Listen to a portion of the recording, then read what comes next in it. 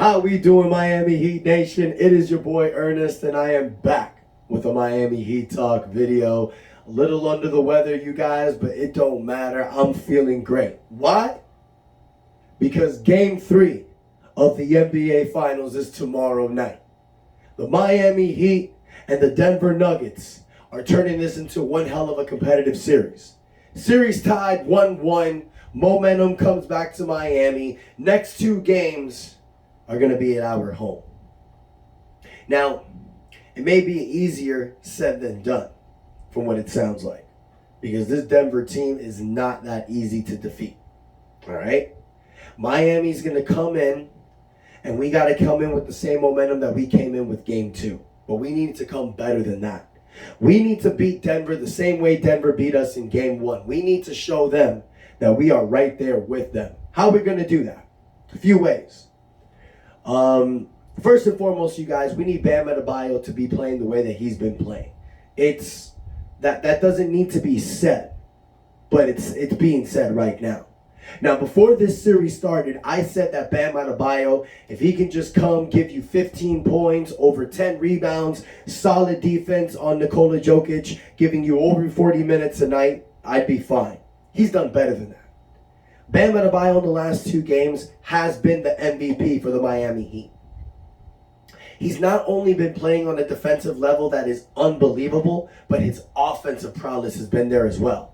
The dude is averaging 23.5 points a game in the last 2 points. He's giving you about 12 rebounds and almost 4 assists a game. Those are great numbers from Bam Adebayo. If Bam Adebayo gives you numbers like that, we're winning. Now, I've always said that when Bam puts up numbers like that, it's very easy for us to win games. But we lost Game 1. That's because of Jimmy Butler. Jimmy Butler, as we've seen, you guys, has not been in Hemi mode these NBA Finals. Now, I don't know if it's because of that ankle injury. I don't know if it's because just some bad games. Maybe the Denver altitude actually did get to Jimmy. Who knows? But remember, like I said in the last video, you guys, Jimmy Butler's due. He's due for an incredible game. And we're back in Miami, where Jimmy unleashes Hemi mode. I have a great feeling about Game 3, but not just because of Jimmy Butler, you guys. Caleb Martin as well. Caleb Martin, who averaged 19 points a game in the Boston series in the Eastern Finals, 1 vote away from being the MVP, is giving you only 3 points a game in the NBA Finals. That's sad. But why is Caleb Martin still out there? It's because of his defense. It's because he knows the system very well. And because Caleb Martin is fully poised to break out in any moment. And yeah, he only gave you 3 points the last game. But those 3 points that he made were very crucial. It was in the fourth quarter where we really needed a bucket, and Caleb Martin gave you a big 3. I am fully confident that Caleb Martin can play the level that he played against Boston. Maybe it's just the NBA Finals. Maybe because the stages are brightest. Who knows? I feel he was coming into the series a little bit overconfident, and Denver did plan around him and were able to shut him down. So I think Caleb Martin is gonna have his. Jimmy Butler is gonna have his as well. It's coming, you guys. And the fact that we tied this series with both of these guys playing the way that they've been playing says something incredible about this Miami Heat team. Now, I'm not going to throw shade at Jimmy Butler and say he's been playing terrible. He gave you 21 points in Game 2. But Jimmy is, he's just not doing it the way that he's done it in other series that we've seen. We've noticed this, you guys. We've seen Jimmy Butler in the series against Milwaukee, New York, even at times against Boston. He can take over a game at any point. He hasn't really done that in Denver. He's been more like passive, getting his teammates involved. Now, in Game 2, he did attack the basket more. He did go to the free throw line a little bit more. I think he only got 4 free throw shots. Game 1, he didn't get any. Miami Heat only shot 2 free throws. You can say it was the referees, but it's just because Miami wasn't attacking in Game 1. They attacked in Game 2 a little more. Got to the free throw line, won the game. But even though we got the victory, you guys, it was a hard-fought victory. Miami was up by 12 points with 3 minutes left. They were up by 9 points with 2 minutes left.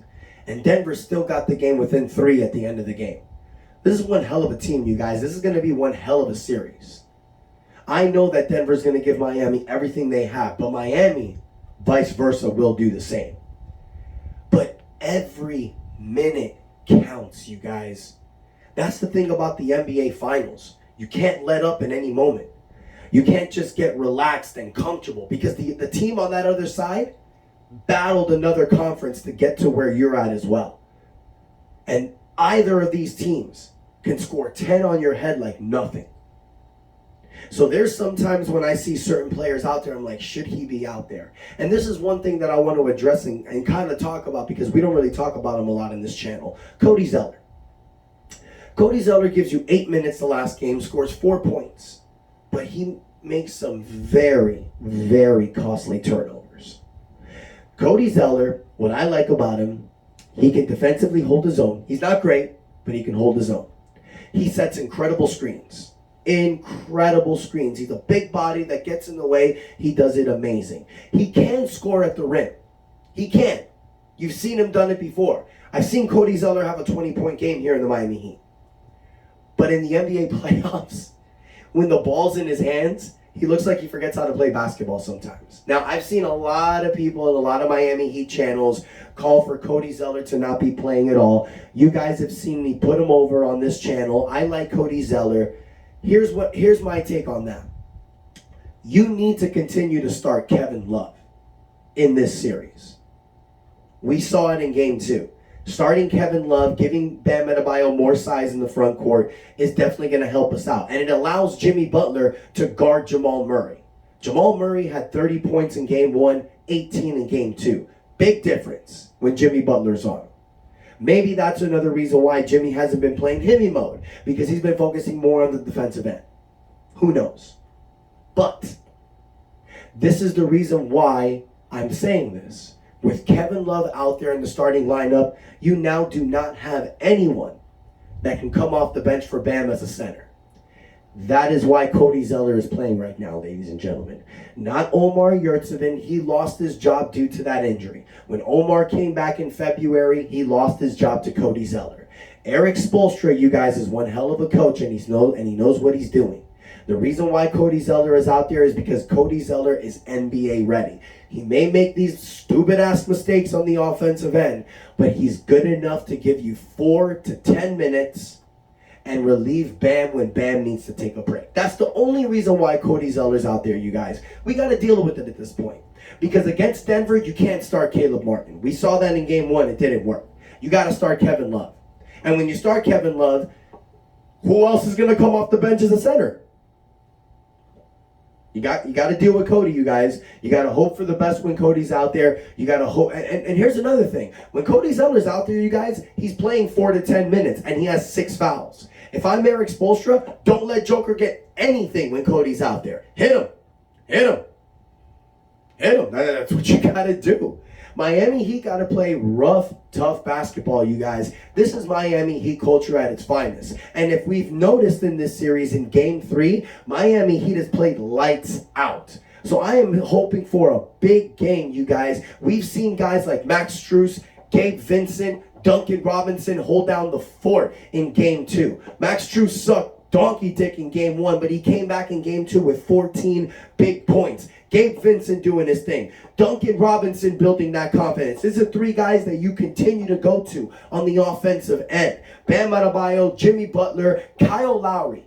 Kyle Lowry's another guy that is doing justice for this Miami Heat team. It may not show in the box stat, you guys, but when Kyle Lowry is out there, he's always making the right plays. He's making the smartest plays. This is a guy that you want out there in the NBA Finals. Guys like Kyle Lowry and Kevin Love, the experience that they have in the NBA Finals, the experiences that they have in their career only helps you out there, especially against a Denver team when you don't have a lot of players with that experience.